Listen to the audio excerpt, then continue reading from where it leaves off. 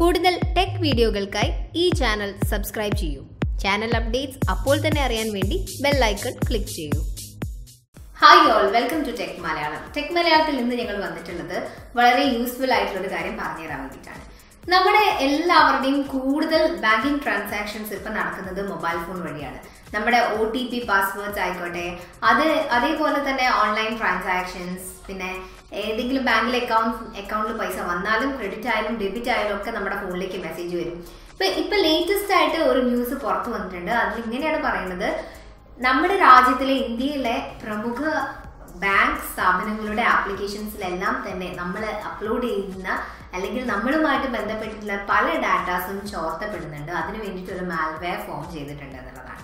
അപ്പോൾ ഈ ഒരു ന്യൂസ് എന്ന് പറയുന്നത് ഓൺലൈൻ ട്രാൻസാക്ഷൻ ഇഷ്ടപ്പെടുന്ന ആൾക്കാരെ ശരിക്കും പേടിപ്പിക്കുന്ന ഒരു വാർത്ത തന്നെയാണ്. അപ്പോൾ ഈ വാർത്തയുടെ കൂടുതൽ കാര്യങ്ങൾ പറയാം. അതിനുശേഷം നമ്മൾ അവസാനമായിട്ട് എന്തൊക്കെ ശ്രദ്ധിച്ചിട്ടാണ് ഓൺലൈൻ ട്രാൻസാക്ഷൻസിനെ നമുക്ക് സുരക്ഷിതമാക്കേണ്ടതെന്നുള്ളതും പറഞ്ഞുതരാം. ക്വിക്ക് ഹീൽ സെക്യൂരിറ്റി ലാബ് ആണ് ഈ ഒരു വാർത്ത പുറത്തുവിട്ടിട്ടുള്ളത്. Android.banker.A9480 എന്ന് പറയുന്ന ട്രോജൻ മാൽവെയർ ആണ് ഇത്തരത്തിൽ കസ്റ്റമേഴ്സിന്റെ ഡാറ്റ ചോർത്തിയെടുക്കുന്നത്. ലോഗിൻ ചെയ്ത ഡാറ്റ, SMS, കോൺടാക്ട് ലിസ്റ്റ് എന്നിവ എല്ലാം തന്നെ ഇത്തരത്തിൽ കോൺഫിഡൻഷ്യൽ ആയിട്ടുള്ള ഡാറ്റാസ് ആണ്. ഇതൊക്കെ സ്റ്റീൽ ചെയ്യുന്നുണ്ട് അത്ര. ഈ ഡാറ്റാസ് ഉപയോഗിച്ച് സൈബർ ക്രിമിനൽസിന് മറ്റു ചില കുറ്റകൃത്യങ്ങൾ ചെയ്യാനും സാധിക്കും.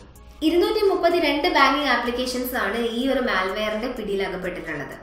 SMS കൺട്രോൾ ചെയ്യാനുള്ള ഒരു ഫീച്ചർ കൂടി ഈ മാൽവെയറിന് ലഭിക്കുന്നുണ്ട്. അപ്പോൾ നമ്മുടെ OTP പാസ്വേഡ്സ് വരുന്ന സമയത്ത് ആ OTP മനസ്സിലാക്കിയിട്ട് നമ്മുടെ ബാങ്കിങ് ട്രാൻസാക്ഷൻസ് നടത്താനും ഇവർക്ക് സാധിക്കും. ഇതിന്റെ ഏറ്റവും വലിയ ഒരു ട്രാജഡി എന്ന് പറയുന്നത്, ഈ വിക്ടിംസ് അല്ലെങ്കിൽ ഇതിന് ആരെയാണോ നമ്മൾ പറ്റിക്കുന്നത്, ആരുടെ അക്കൗണ്ടിൽ നിന്നാണോ പൈസ പോകുന്നത് അല്ലെങ്കിൽ ഡീറ്റെയിൽസ് എടുക്കുന്നത്, അവർക്ക് ഈ കാര്യം മനസ്സിലാകുകയില്ല എന്നുള്ളതാണ്. ഇതിനു മുൻപ് ഞങ്ങൾ ഓൺലൈൻ ട്രാൻസാക്ഷൻ എങ്ങനെയാണ് സുരക്ഷിതമാക്കേണ്ടത് എന്ന് പറഞ്ഞിട്ട് ഒരു വീഡിയോ സെപ്പറേറ്റ് ചെയ്തിട്ടുണ്ടായിരുന്നു. അപ്പോൾ ലേറ്റസ്റ്റ് ആയിട്ട് ഈ ഒരു വാർത്ത വന്നതോടുകൂടി ഈ വീഡിയോടൊപ്പം ഒരിക്കൽ കൂടി ഓൺലൈൻ ട്രാൻസാക്ഷൻ്റെ സുരക്ഷയെക്കുറിച്ച്, അതിന് എന്തൊക്കെ നമുക്ക് ചെയ്യാൻ പറ്റും എന്നുള്ള കാര്യത്തിനെ കുറിച്ച് പറയാമെന്ന് തോന്നുന്നു. അതുകൊണ്ട് അത് വീണ്ടും ആവർത്തിക്കാം. ഏറ്റവും പ്രധാനപ്പെട്ട ഒരു കാര്യം എന്ന് പറയുന്നത്, നിങ്ങൾ ഓൺലൈൻ ട്രാൻസാക്ഷൻസ് നടക്കുന്ന സമയത്ത് ചിലപ്പോൾ തേർഡ് പാർട്ടി ആപ്ലിക്കേഷൻസ് വരും. ആ തേർഡ് പാർട്ടി ആപ്ലിക്കേഷൻസ് ഒന്നും ഉപയോഗിക്കാതെ ബാങ്കിങ് ട്രാൻസാക്ഷൻ നടത്തുക എന്നുള്ളതാണ് ഏറ്റവും പ്രധാനപ്പെട്ട കാര്യം. രണ്ടാമത്തെ കാര്യം, നിങ്ങളുടെ പാസ്വേഡ്സ് തുടങ്ങിയിട്ടുള്ള കാര്യങ്ങൾ ആരുമായിട്ടും ഷെയർ ചെയ്യരുത്. ആൻഡ് അത് ചോദിക്കുന്ന കൂടുതൽ ഡീറ്റെയിൽസ് ചൂഴ്ന്നെടുക്കുന്ന ആപ്ലിക്കേഷൻസ് വഴി നിങ്ങളുടെ ട്രാൻസാക്ഷൻസ് നടത്തരുത്. മൂന്നാമത്തെ കാര്യം, നിങ്ങളുടെ അൺനോൺ സോഴ്സസ് എന്ന് പറയുന്ന ഓപ്ഷൻ ഡിസേബിൾ ചെയ്യണം. അതിനുവേണ്ടി സെറ്റിംഗ്സ് ഓപ്പൺ ചെയ്യുക, സെക്യൂരിറ്റി ഓപ്പൺ ചെയ്യുക. അൺനോൺ സോഴ്സസ് നിങ്ങൾക്ക് കണ്ടെത്താൻ സാധിക്കും. സുരക്ഷിതത്വം ഉറപ്പുവരുത്തുന്ന നല്ല ഒരു മൊബൈൽ സെക്യൂരിറ്റി ആപ്പ് നിങ്ങളുടെ ഫോണിൽ ഇൻസ്റ്റാൾ ചെയ്യുക.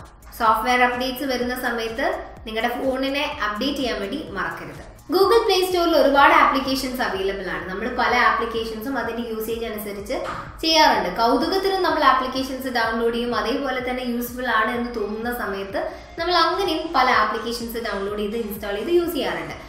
പക്ഷേ പലതിന്റെയും സെക്യൂരിറ്റി ചെക്കിങ്സ് അങ്ങനെയുള്ള കുറേ കാര്യങ്ങൾ നമ്മൾ ശ്രദ്ധിക്കാറില്ല.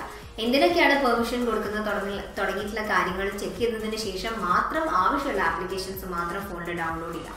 അപ്പോൾ ഈ വീഡിയോ ഞങ്ങളോട് വൈൻഡപ്പ് ചെയ്യാണ്. നിങ്ങൾ ഓൺലൈൻ ട്രാൻസാക്ഷൻ നടത്തുന്ന ആൾക്കാരാണ് എങ്കിൽ നിങ്ങളുടെ കാർഡിന്റെ, നിങ്ങളുടെ ബാങ്ക് അക്കൗണ്ടിന്റെ എല്ലാം സുരക്ഷിതത്വം ഉറപ്പുവരുത്തുക. മറ്റൊരു വീഡിയോയിൽ അടുത്ത ദിവസം കാണാം. അതുവരെ ബൈ.